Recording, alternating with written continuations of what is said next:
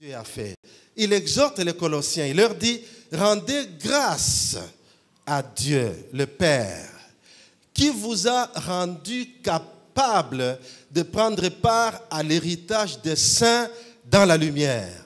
À l'héritage des saints dans la lumière. Le verset 13 nous dit, il nous a délivrés de la puissance des ténèbres et nous a transportés dans le royaume de son Fils bien-aimé. Il nous a tirés quelque part du royaume des ténèbres et nous a transportés vers le royaume de son Fils bien-aimé, qui est le royaume de la lumière. Le fait qu'il nous ait déplacés, qu'il nous ait délivrés, qu'il nous ait transportés du royaume des ténèbres vers le royaume de la lumière, nous qualifie pour fonctionner dans la lumière. La Bible, au verset 2 que je viens de rappeler, la Bible dit, Dieu nous a rendus capables de prendre part à l'héritage des saints dans la lumière. L'héritage est vaste. Sous le terme héritage, vous trouvez plusieurs éléments en tant que fils et filles de Dieu qui vivent dans la lumière. L'une des capacités qui fait partie de cet héritage, c'est la capacité de briller. Alléluia. La capacité de briller. Parce que nous sommes dans la lumière. Nous sommes dans un royaume de lumière. Le royaume de la lumière doit nous caractériser dans notre vie de chaque jour. Parce que la lumière brille, nous avons donc la possibilité de briller comme celui qui nous a appelés et qui nous a délivrés des ténèbres à la lumière. Alléluia. Oui, ce royaume de Christ est un royaume de la lumière. Quand il dit aux disciples et aux foules, en Matthieu chapitre 5, la Bible nous dit, c'est le Seigneur qui parle. Il dit, vous êtes la lumière du monde. Vous êtes le sel de la terre. Amen. Remarquez la phraséologie qu'il y a ici. Le Seigneur ne dit pas, soyez la lumière. Non. Il ne dit pas, soyez le sel. Non plus, il dit, vous êtes la lumière. Et que fait la lumière? Elle brille. Elle brille tout simplement. Quand vous arrivez à la maison, il fait noir, la chambre n'est pas allumée. Tout ce que vous faites, simplement, c'est d'appuyer sur l'interrupteur. Et les ténèbres s'enfuient. Sans discussion ni négociation, les ténèbres disparaissent. Pourquoi? Parce que la lumière est arrivée. Vous êtes la lumière du monde. Et il est temps de briller. Dans notre passage que nous venons de lire,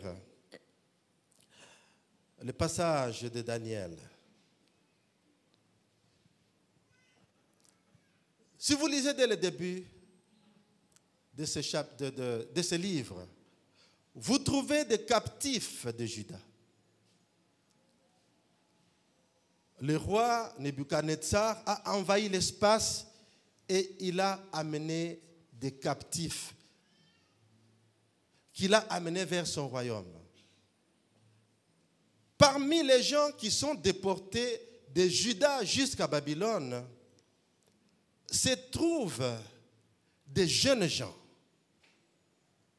dont Daniel. Ils ont quitté le royaume de Juda vers Babylone, qui est une terre de l'idolâtrie, une terre enténébrée par l'adoration des idoles. Ils sont en exil sur une terre étrangère. Qui dit Babylone dit un espace de confusion spirituelle. On y trouve des devins, on y trouve des magiciens, des astrologues. Bref, c'est le haut lieu de l'idolâtrie. Voici dans quel environnement le peuple juif est déporté et il est appelé à fonctionner. Dans cette confusion spirituelle, dans cette décadence morale et spirituelle, le jeune Daniel, accompagné de ses trois amis, Shadrach, Meshach, Abednego, ce sont des noms qu'on leur a collés, mais ce ne sont pas leur noms de naissance. Ces trois jeunes gens plus Daniel, vont briller et exceller. Ils vont avoir promotion sur promotion pendant qu'ils sont au service des rois païens. Mais ils vont exceller tout en gardant leur foi dans les dieux d'Israël. Ils ont quitté leur terre. Ils sont sur une terre étrangère. Et là, ils passent de succès en succès. Comment expliquer cette promotion sur une terre étrangère? Bien-aimés, dans le monde obscur du paganisme et de l'idolâtrie, du culte de la personnalité, Daniel s'est distingué du lot avec ses 3 amis. Ils ont brillé, ils ont rayonné et ils ont marqué leur temps. Comme une lumière, ils ont brillé. Pourtant, c'était dans un milieu hostile. Qu'est-ce que j'appelle un milieu hostile ce matin dans le cadre de ce message? Quand nous parlons d'un environnement hostile, bien-aimé, je vois un milieu qui ne vous est pas favorable. C'est un milieu où rien n'est gagné à l'avance. En général, le monde où nous vivons ne nous est pas favorable. Le Seigneur a dit dans sa prière, dite sacerdotale, en Jean chapitre 17, il priait pour ses disciples. Il priait aussi pour vous, pour nous aujourd'hui. Parce qu'il dit, je ne prie pas seulement pour ceux-ci, mais aussi pour ceux qui croiront à la parole que ceux-ci vont prêcher. Nous étions aussi concernés et inclus dans la prière du Seigneur. Le Seigneur dit, je ne te prie pas de le sortir du monde. Protège-les alors qu'ils sont dans le monde. Le monde les hait parce qu'ils n'appartiennent pas au monde. Ils sont dans le monde, mais ils ne sont pas du monde. C'est pour cette raison que le monde ne leur est pas favorable. Pour cette raison, Seigneur, je prie, Père, que tu prennes soin d'eux. Le monde où nous vivons, c'est un monde hostile. Nous pouvons aussi comprendre par un monde hostile ou un environnement hostile des milieux géographiques précis, de milieux socio-culturels précis, de milieux socio-professionnels où les valeurs chrétiennes ne sont pas célébrées. C'est le monde qui fonctionne à sa manière, loin des valeurs chrétiennes auxquelles nous nous croyons. Les valeurs chrétiennes sont combattues dans ces milieux-là, elles sont rejetées, et c'est pourtant dans cet environnement que vous trouvez un emploi et que vous devez fonctionner. Soyez rassurés, vous n'allez pas toujours trouver un emploi dans un milieu où, avant de travailler, on dit prions d'abord. Non. Ce n'est pas toujours vrai. Si vous trouvez un emploi dans un milieu comme celui-là, gloire à Dieu. Mais ce sont des milieux rares. D'habitude, nous sommes lâchés vers un milieu qui ne célèbre pas les valeurs que nous sommes en train de prôner en tant qu'enfants de Dieu. Tout cela constitue un milieu hostile. Et nous sommes appelés à briller dans ces milieux, comme à briller dans un milieu hostile. Nous le verrons tout à l'heure. Mais avant d'en arriver là, j'aimerais dire que la bénédiction de Dieu, la bénédiction que Dieu a prévue pour toi, peut venir par le canal de n'importe qui. Et même quelqu'un qui ne t'aime pas, Dieu peut l'utiliser comme un canal de bénédiction pour toi. Est-ce que tu es d'accord avec moi? La Bible déclare dans le livre de Proverbes, au chapitre 16, quand vous lisez ce chapitre, il y a quelque part où la Bible dit, quand l'Éternel approuve les voies d'un homme, qu'est-ce qu'il fait? Il dispose favorablement, même ses ennemis. Donc même dans un milieu hostile, la bénédiction de Dieu peut t'atteindre. Alors quand tu trouves un milieu comme celui-là, et Dieu te place là-dedans, ne sois pas pressé de demander au Seigneur, enlève-moi de ce milieu, je ne suis pas à l'aise. Tu es là pour un but et le Seigneur t'a envoyé. Ça peut être le meilleur endroit pour toi afin que tu fonctionnes et que la lumière de Dieu brille par toi pour le salut de plusieurs.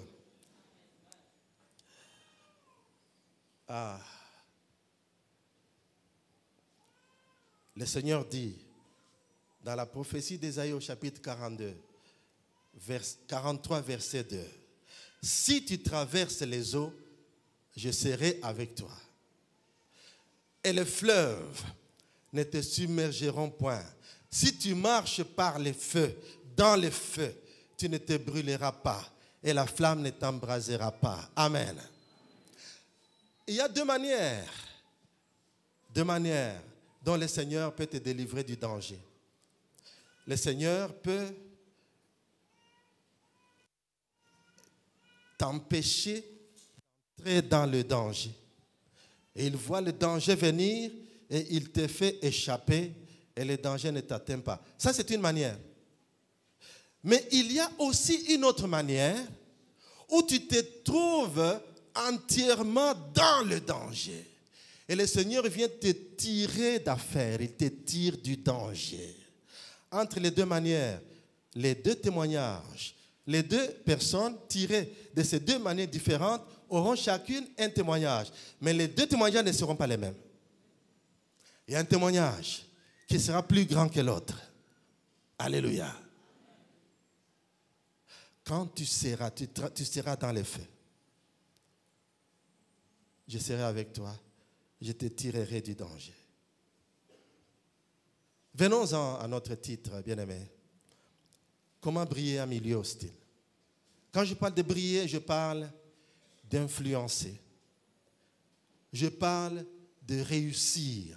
Là où tu n'es pas censé réussir. Je parle de percer. Là où tu n'es pas, où il n'y a pas d'espoir de percer. Mais tu perces quand même. Le milieu hostile, spirituellement parlant, c'est un milieu qui a besoin de lumière. Vous y êtes comme un représentant du royaume de la lumière. Et il y a des choses à faire, il y a des attitudes qu'il faut adopter pour que votre lumière éclate dans ce milieu hostile. La première attitude, c'est que tu dois rester exposé à la source de la lumière. Vous êtes dans un milieu hostile, un milieu caractérisé par les ténèbres. En tant que représentant du royaume de la lumière, la première attitude, c'est que tu dois rester exposé à la source de la lumière. Quand nous lisons Genèse, chapitre 1, verset 16, la Bible nous dit « Dieu fit deux grands luminaires, le plus grand luminaire pour présider au jour et le plus petit luminaire pour présider à la nuit. Il fit aussi les étoiles. Le plus grand luminaire, c'est le soleil, et le plus petit luminaire, c'est la lune. » Les géographes nous apprennent que la lune n'a pas de lumière en elle-même, par une nuit sombre. Mais quand vous voyez la lumière de la lune éclairer la nuit, cette lumière ne vient pas de la lumière. La lune reflète la lumière qu'elle reçoit du soleil. Vrai ou faux? C'est ce que j'ai appris en géographie. Pour que la lune soit à même de recevoir la lumière du soleil et la répercuter sur la terre pendant la nuit, la lune doit rester exposée sur la trajectoire où elle peut recevoir la lumière du soleil. S'il y a des perturbations, des obstacles entre le soleil et la lune sera incapable de pouvoir recevoir quoi que ce soit et de projeter une quelconque lumière. Donc, quand vous traversez une nuit sombre, cela ne signifie pas que la lune n'existe pas. C'est qu'il y a quelque chose qui a empêché à la lune de pouvoir refléter la lumière qu'elle reçoit du soleil. Nous, la lumière que nous devons refléter vient du Christ. c'est la lumière du Christ. Le royaume de son Fils bien-aimé, c'est lui la source de la lumière. Il a dit, moi je suis la lumière du monde. Celui qui me suit ne marchera pas dans les ténèbres, mais il aura la lumière éternelle de la vie. La source de la lumière que nous sommes appelés à refléter, c'est la lumière du Christ. Quelque part dans la Bible, il est appelé le soleil de la justice. Alléluia. Tu veux refléter et répandre, répercuter la lumière du soleil de la justice, reste exposé. Reste sur la trajectoire où tu reçois la lumière. Toute trajectoire n'est pas nécessairement bonne. Il y a des moments, il y a des conditions dans lesquelles tu ne peux plus recevoir la lumière du Christ. Tu pries, c'est comme si tu ne priais pas. Tu essaies de témoigner, ça ne tient pas. Tu essaies de prier, ça ne tient pas. Il faut vérifier pourquoi tel est le cas. Sur quelle trajectoire tu te trouves. L'apôtre Paul écrit sa deuxième lettre aux Corinthiens.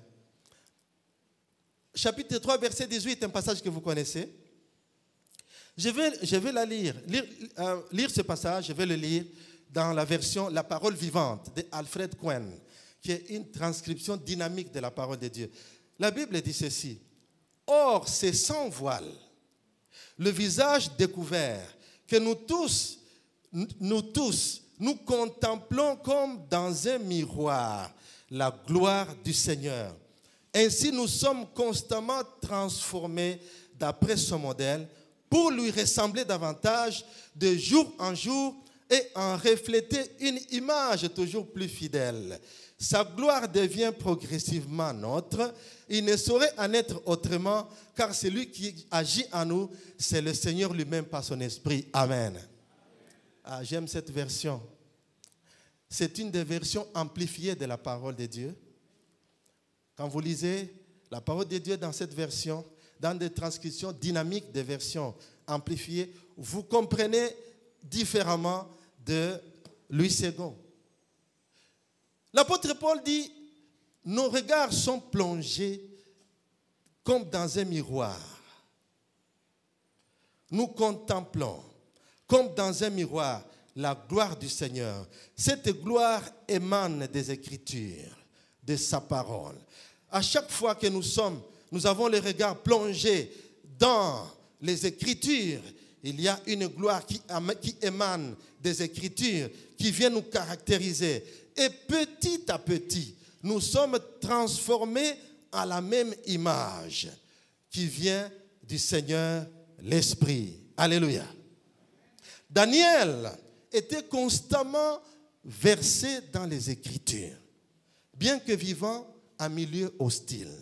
Et malgré sa position très élevée dans les royaumes, il était plongé constamment dans les Écritures.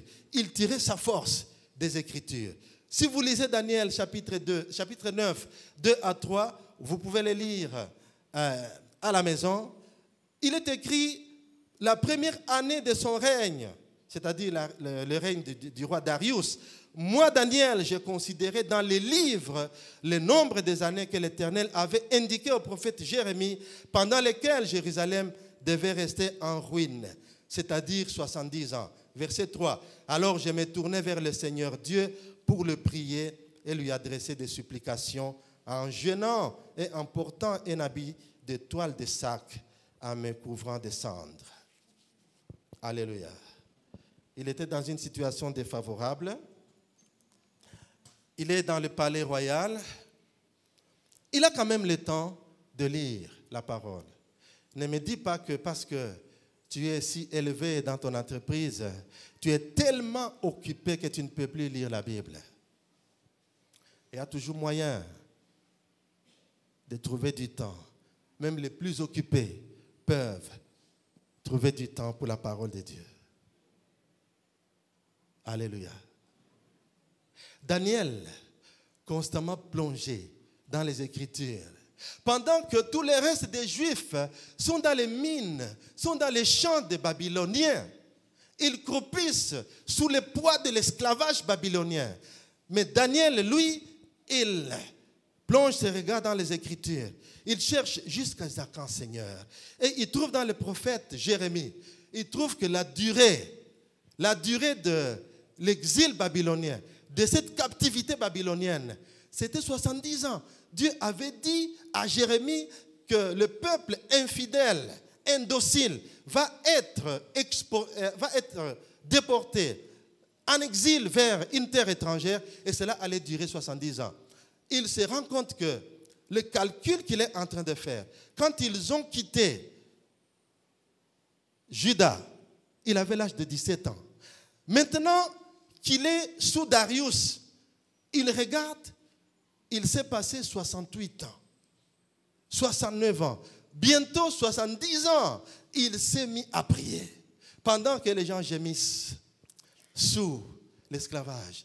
Quand vous lisez le psaume 137, la Bible dit, sur les rives du fleuve, nous étions là, on pleurait, nos harpes étaient accrochées au sol, aux arbres.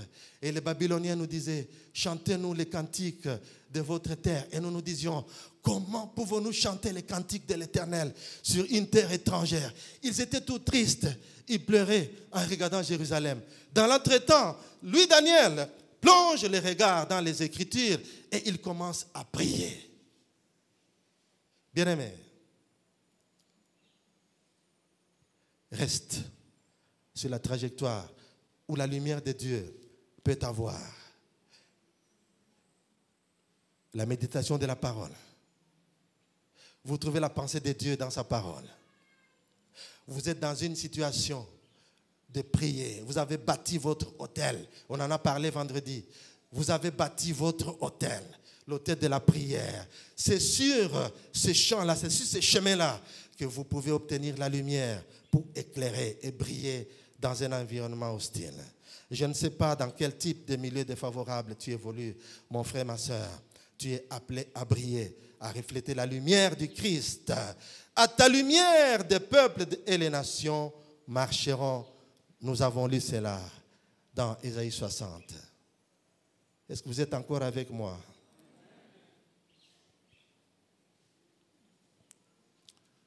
Reste constamment exposé au soleil de la justice pour recevoir la vie et l'énergie nécessaire, la vitalité pour percer là où Dieu t'a placé. Vous pouvez être environné de francs-maçons dans votre entreprise. Ce n'est pas à toi de fuir, c'est à eux de fuir.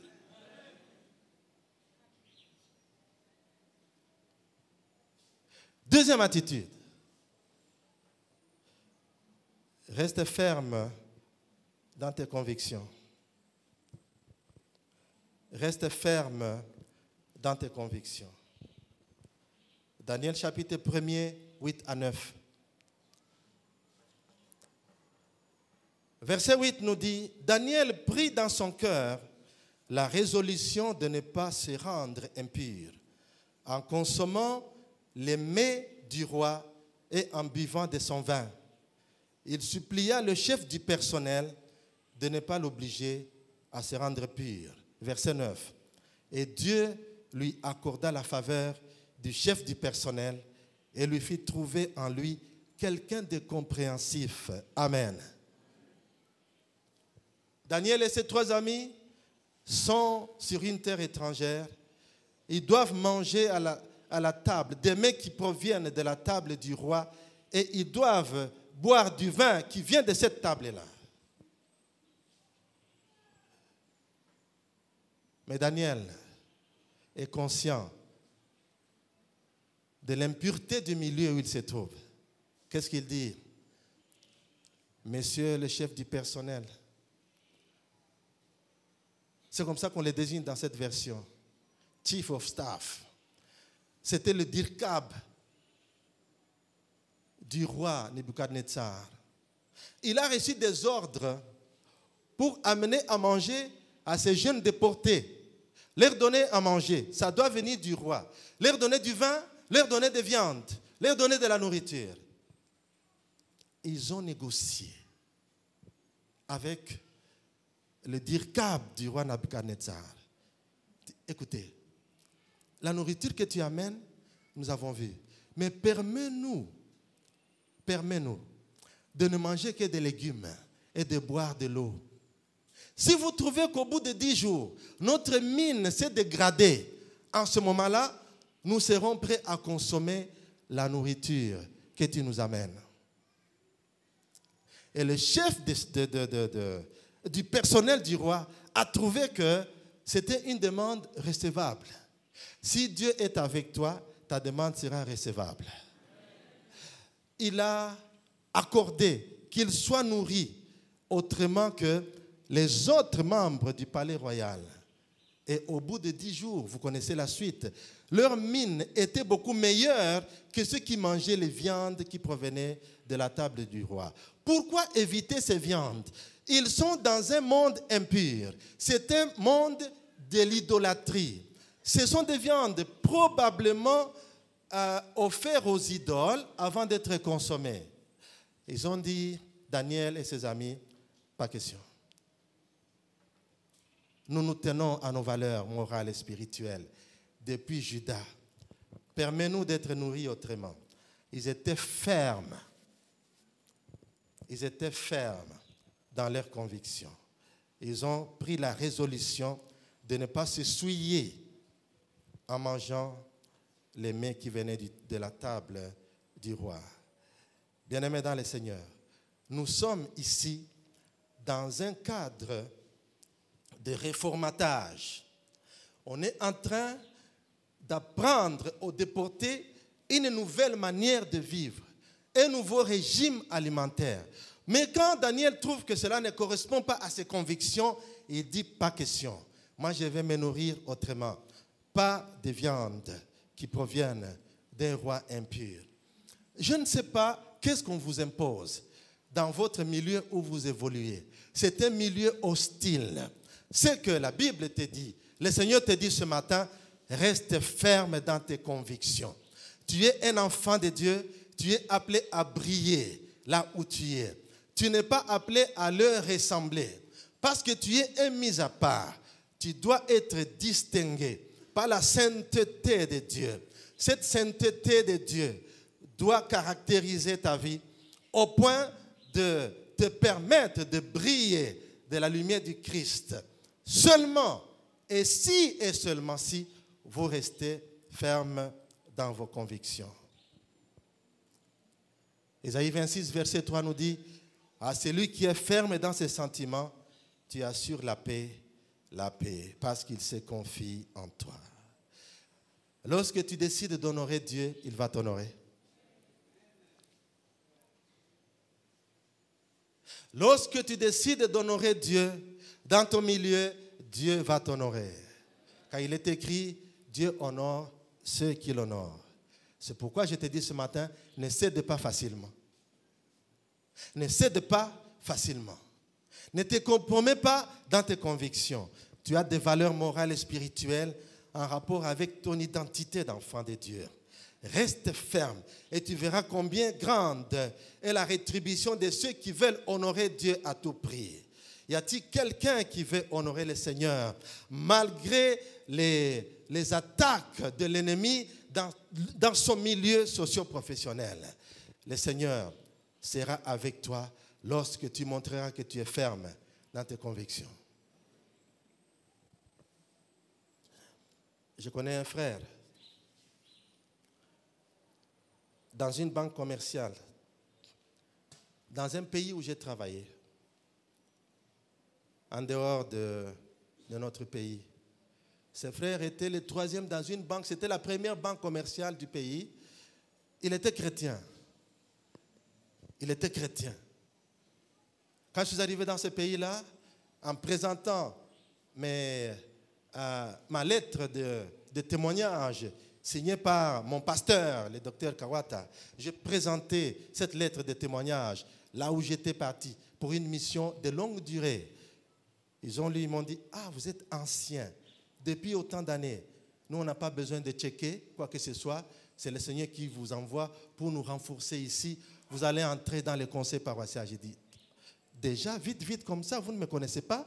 Le pasteur me dit, il y a un qui nous convainc que tu es un serviteur de Dieu. Donc nous, on n'a pas besoin de résister. Tu te joins à nous.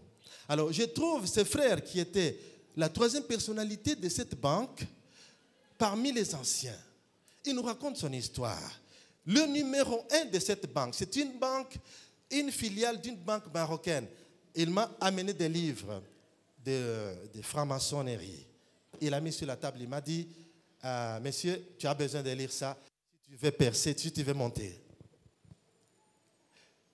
Une semaine après, le numéro 1 de la banque est venu regarder si j'ai lu. Il a trouvé les livres dans la même position. Il m'a dit, mais tu ne lis pas ça? Bon, tu es occupé. Je te donne encore une semaine. Tu vas, dès que tu lis, on va discuter. 2 semaines, 3 semaines, les livres sont dans la même position.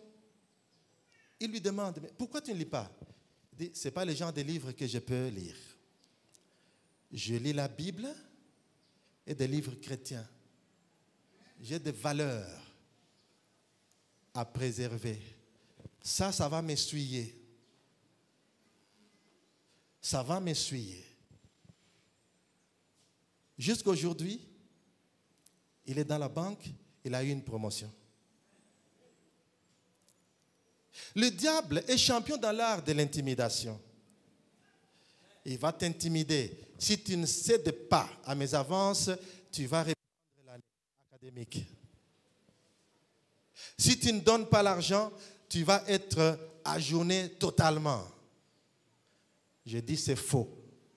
Même si cela doit arriver, pourvu que tu gardes tes convictions et le Seigneur te bénira. Les 3 amis de Daniel, on les a sommés de se prosterner devant l'idole de Nebuchadnezzar. Shadrach, Meshach, Abednego. Ils ont dit, pas question. Nous, on ne va pas se prosterner devant des idoles. Nous, on n'est pas idolâtres.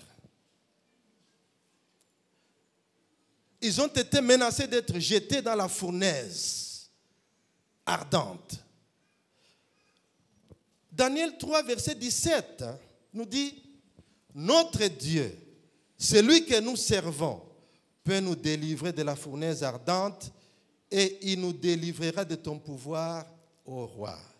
Verset 18, et même s'il ne le faisait pas, oh alléluia, sache que nous ne servirons pas tes dieux et que nous n'adorerons pas la statue en or que tu as dressée. Amen. Même si Dieu n'intervenait pas, ce n'est pas pour autant que nous allons nous prosterner devant ta statue.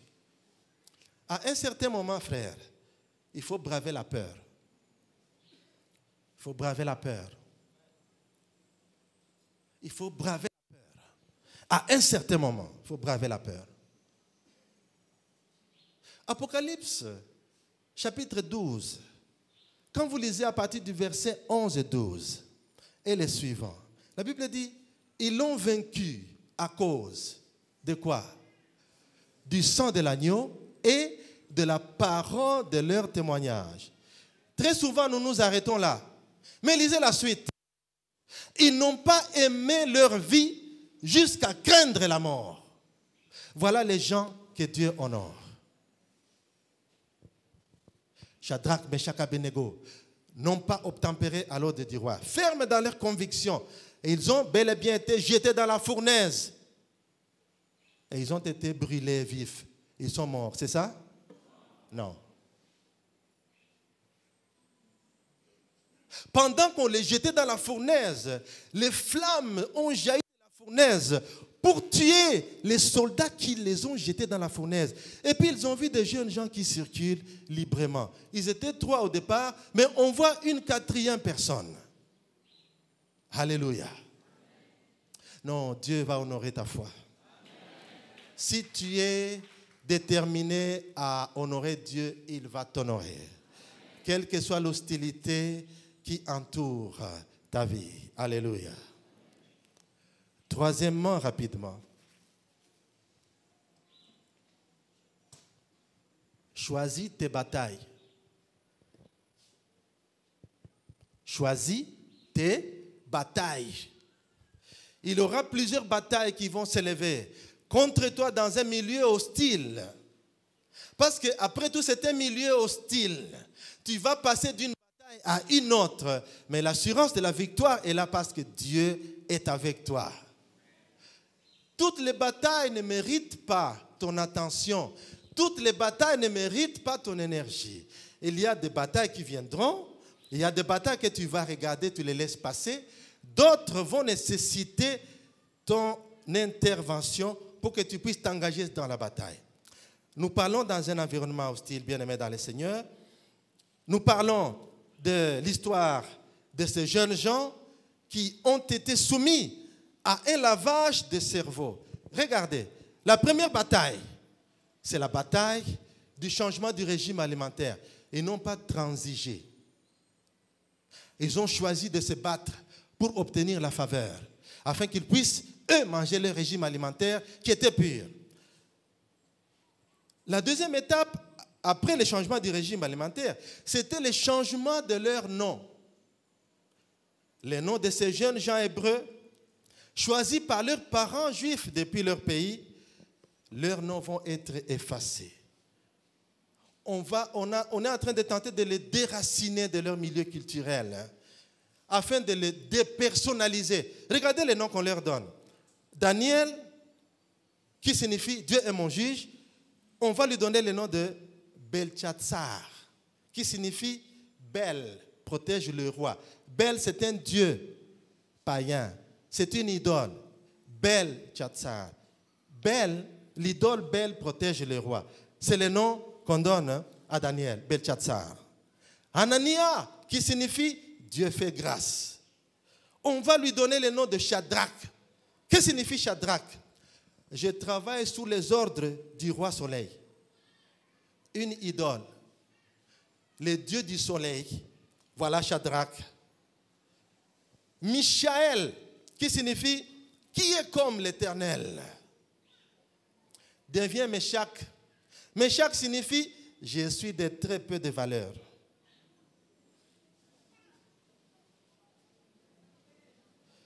Bon, excusez-moi s'il y a un Meshach ici.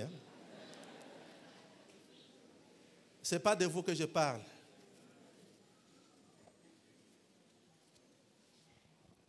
Azaria, qui signifie l'Éternel a secouru, ou l'Éternel est mon secours.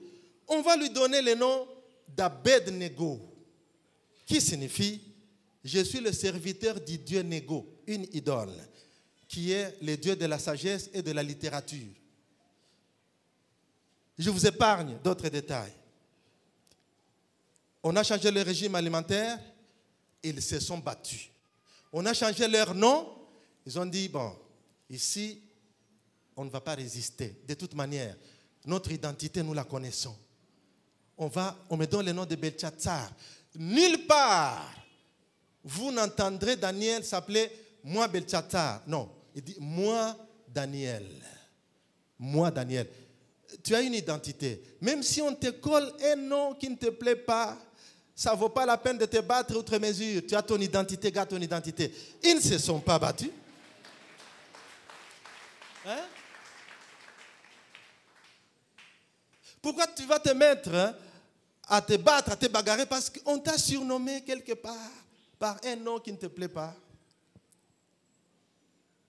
Ce groupe de jeunes gens va être soumis à une éducation spéciale pendant 3 ans. C'est un cycle de graduat où on va leur apprendre les mathématiques, on va leur apprendre la littérature chaldéenne. Ils doivent parler la langue chaldéenne. La langue chaldéenne, à l'époque de Daniel, c'était la lingua franca de l'époque. C'était la langue, quand tu la parles, tu es cultivé. Tu es un homme d'une certaine classe. Tu peux voyager partout dans Babylone. Parce que c'est le roi de Babylonie qui dirige son empire. Partout, on a imposé la langue chaldéenne. Il faut apprendre la langue. Aujourd'hui, quand tu parles l'anglais, tu peux voyager partout. Même si vous arrivez quelque part où les gens ne comprennent pas ou ne parlent pas l'anglais, au moins, ils vont comprendre.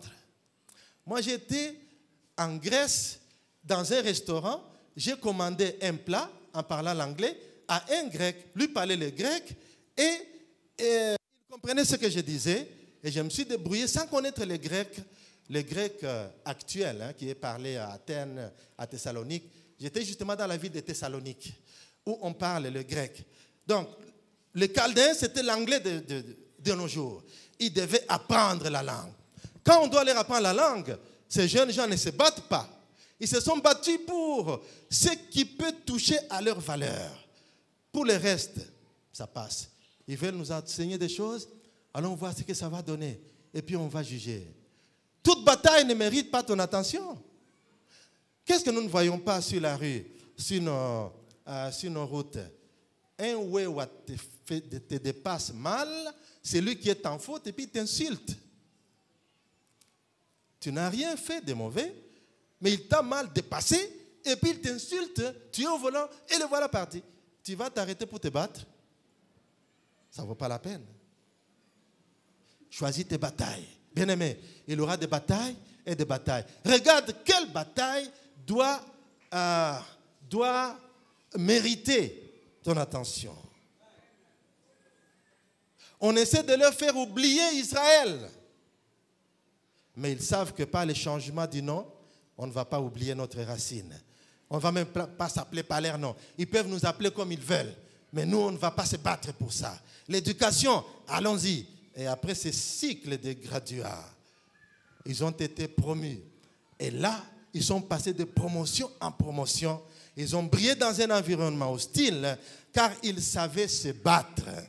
Bien-aimés dans le Seigneur, sachez vous battre. Toute bataille, je le répète et je le redis, ne mérite pas votre attention. Les choses qui vont toucher l'essentiel de vos valeurs morales et spirituelles font l'objet de combats. Vous pouvez vous battre pour ces choses-là. Pour tout le reste, c'est comme les vents qui soufflent et qui passent, les changements de nom, la formation, on peut faire des concessions et on passe. Sachez distinguer ce qui est négociable de ce qui ne l'est pas. Quand vous êtes dans un environnement hostile, peut-être ce message, vous ne trouvez pas l'importance de ça maintenant, mais il va vous arriver un moment où physiquement vous êtes dans un milieu où les valeurs que vous prenez ne sont pas célébrées. En dehors du pays ou dans une entreprise, vous vous souviendrez. Alors dans ce cas, prenez ce message comme une provision du voyage. Les héros de la foi savaient se battre. David, quand il est sur le terrain, Goliath est en train d'insulter Israël, d'insulter même les dieux d'Israël. Son père l'envoie pour amener à manger à ses frères qui sont sur les champs de bataille. Depuis 40 jours, ils sont là. Goliath se lève. Il insulte Israël, même les dieux d'Israël. Il n'y a personne qui lève la tête. Et puis il rentre chez lui. Les jours suivants, Goliath se lève, il insulte comme il veut. Il n'y a personne qui ose lever la tête. Quand Goliath sort, c'est en ce moment-là que David arrive. Il entend Goliath insulter Israël, insulter les dieux d'Israël. Ça le cœur. Et il doit se battre pour l'honneur de l'Éternel. Il pose la question, c'est qui ce monsieur-là? Oh, ce monsieur, ça fait 40 jours qu'il ne fait que venir et nous insulte. Ah bon? Le roi est au courant? Oui. Qu'est-ce que le roi a dit? Oh, le roi a dit, c'est lui qui va la battre. Il aura des cadeaux, il va se marier à la fille du roi, il aura exempté d'impôts en Israël et tout ça. Le roi a dit tout ça, oui. Pendant que David se renseigne, ses grands frères viennent. Oh David, tu es trop curieux. Tu as donné à manger, retourne à la maison. David regarde, c'est une provocation de ses grands frères. Il s'est battu? Non, il ne s'est pas battu. Il s'est détourné pour aller poser la question à quelqu'un d'autre. Est-ce que ce que j'ai entendu là est vrai? Celui qui va battre ce monsieur sera le gendre du roi. Vous êtes sûr? Mais oui, bien sûr. C'est quoi on a avantage en Dengwana? Yotika. Beau-fils à Mokonzi. Exempté des taxes. Et tout ça. il s'est armé de force. Il a choisi de se battre. Parce que ça tenait à l'honneur du roi. Le roi éternel, le Dieu d'Israël. Il s'est battu.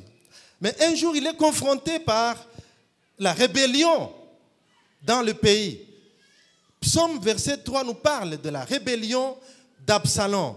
Pendant que Absalom vient monter une rébellion contre son père, on apprend à David, ton fils, a fomenté un coup contre toi. Il a monté une partie de l'armée contre toi. David ne s'est pas battu. Il a quitté le trône. Il a quitté le palais. Il est en train de fuir son fils. Tu es ma gloire, tu relèves ma tête. Tu es ma gloire, tu relèves ma tête. Ô Seigneur, tu es mon bouclier. Tu es ma gloire, tu relèves ma tête. Il ne s'est pas battu. Il a choisi de se confier en l'Éternel. Mais l'histoire a montré que plus tard, il est revenu au palais. Après l'élimination de son fils, il n'a pas versé le sang de son propre fils. Mais son fils est mort à la guerre. Il était exempt du sang de son fils. Sachez choisir vos batailles. Le dernier point, rapidement. Dans un environnement hostile, vise l'excellence dans l'exercice de tes fonctions. Vise l'excellence dans l'exercice de tes fonctions. Daniel, non seulement serviteur de Dieu au palais royal, comme Premier ministre, il s'est montré un homme d'État fiable, distingué dans l'exercice de ses fonctions. Le fait qu'il soit un homme de Dieu, un prophète, cela ne l'a pas empêché d'être excellent dans son travail en tant qu'homme d'État. Qui t'a dit que parce que tu es un enfant de Dieu, tu seras médiocre? C'est faux et archi faux. L'excellence, c'est pour qui? Si ce n'est pas pour les enfants de Dieu, brille par l'excellence dans ce que tu fais. Le chef te demande, tu donnes un travail pour 5 heures. Consacre-toi à ce travail au bout de 2h30, donne-lui les résultats. Mais ne sois pas celui qui arrive toujours en retard au boulot, ni le plus grand absentéiste. Cela ne va pas honorer le Dieu que tu sers. Il a été excellent. Pour preuve, Daniel a fonctionné alors que le régime tombait. Daniel était toujours là. Avec Nebuchadnezzar, il était toujours au palais royal. Nebuchadnezzar tombe. Il y a un autre roi, Darius et tous les restes, jusqu'à Cyrus. Daniel est toujours là. Il est entré au palais royal à 17 ans. Il a plus de 80 ans, toujours là. Pourquoi? L'excellence dans l'exercice de ses fonctions. Ah, bien-aimé, ma prière est que tu aies une mentalité d'excellence chaque jour. Dans les études, excellent. Dans le travail, excellent. Dans les relations, excellent. En affaires, excellent. Qu'il en soit ainsi pour toi, mon bien-aimé. Fournis tous les efforts qu'il faut. Mettez les efforts qu'il faut dans le service du Seigneur. Excellence. Ne négligez rien. L'excellence s'oppose à la médiocrité. La négligence fait partie de la médiocrité. La Bible dit, Jérémie 48, verset 10, maudit, maudit, soit celui qui fait l'œuvre de Dieu avec, Y a-t-il des négligents ici? Là, on ne va pas lever la main. Hein? Y a-t-il des gens qui veulent briller par l'excellence ici? Qu'il en soit ainsi pour votre vie. Bien-aimé, il y a moyen de briller dans un monde hostile. Il y a moyen d'exceller, même dans un environnement où on ne nous attend pas réussir. Pourquoi? À cause de la présence de celui qui est en nous. Celui qui est en nous est plus fort que celui qui est dans le monde. Il a plongé le monde dans la médiocrité des ténèbres, mais Dieu est venu nous tirer des ténèbres à la lumière, afin que nous puissions marquer notre temps. Même si l'environnement est marqué par l'obscurité, par le fait que nous sommes la lumière du monde, nous brillerons, nous percerons. Alléluia. Qu'il en soit ainsi pour ta vie, afin que tu perces dans les milieux où on ne t'aime pas, afin que tu brilles même dans l'obscurité, afin que tu réussisses partout où les autres échouent, afin que tu perces là où personne n'a jamais osé. Qu'il en soit ainsi pour ta vie, au nom de Jésus-Christ. Amen. Nous nous levons, bien-aimés, pour la prière. Nous nous levons pour la prière. Nous nous levons pour la prière. Alléluia. Demande à Dieu la grâce de tenir ferme, malgré l'hostilité de l'environnement où tu te trouves. Je sais qu'il y a quelqu'un qui passe des moments durs dans les milieux socio-professionnels à cause de ses convictions. Je sais qu'il y a quelqu'un à qui on mène une vie dure dans les milieux familial où il habite à cause de ses convictions. Le nom de Jésus n'est pas toléré dans ces milieux-là. Et voici la guerre, et voici les combats. Demande la grâce de Dieu afin que tu tiennes ferme. Dieu te soutiendra. Élevons nos voix et prions le Seigneur. Tu es appelé à briller dans ces milieux-là. Élève ta voix et demande la grâce de Dieu afin que tu tiennes ferme. La puissance de Dieu te soutiendra. Le diable finira par céder. Ce n'est pas au diable et à ses acolytes de gagner. Tu gagneras ces combats. Tu remporteras la victoire dans cette bataille-là. Ils te feront la guerre, mais ils ne te vaincront pas. À cause de la présence de celui qui est plus fort dans ta vie. Oui, lui te soutiendra. Il te soutiendra. Tu lèveras la tête. Tu as marché longtemps la tête basse, la tête courbée. Mais il est là pour te soutenir, afin que tu marches la tête haute. Fini le temps où tu as marché la tête courbée. Le temps est arrivé pour que tu brilles. Tu vas briller dans ce milieu. Tu vas briller dans ce milieu. Tu vas briller dans ce milieu. Tu vas percer dans ce milieu. Et le monde aura honte de te voir percer. Car ils t'attendaient au bas de l'échelle.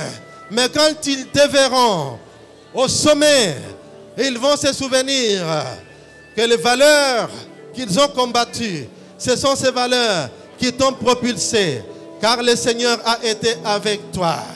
Ne l'as-tu pas entendu? Ne l'as-tu pas entendu?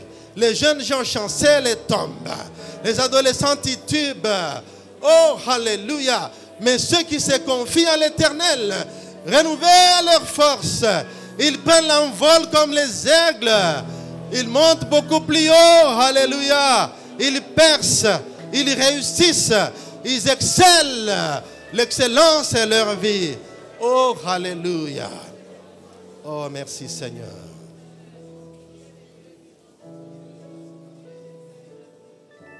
Nous levons nos mains, bien-aimés.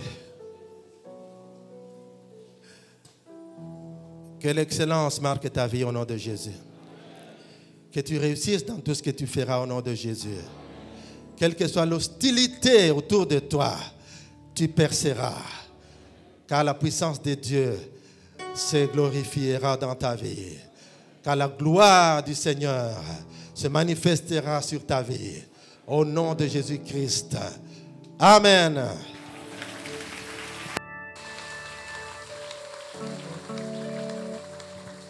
Si nous avions été bénis, nous allons acclamer, acclamer, acclamer, acclamer, acclamer encore et encore. Oui, et nous vous signalons que prochainement nous serons encore bénis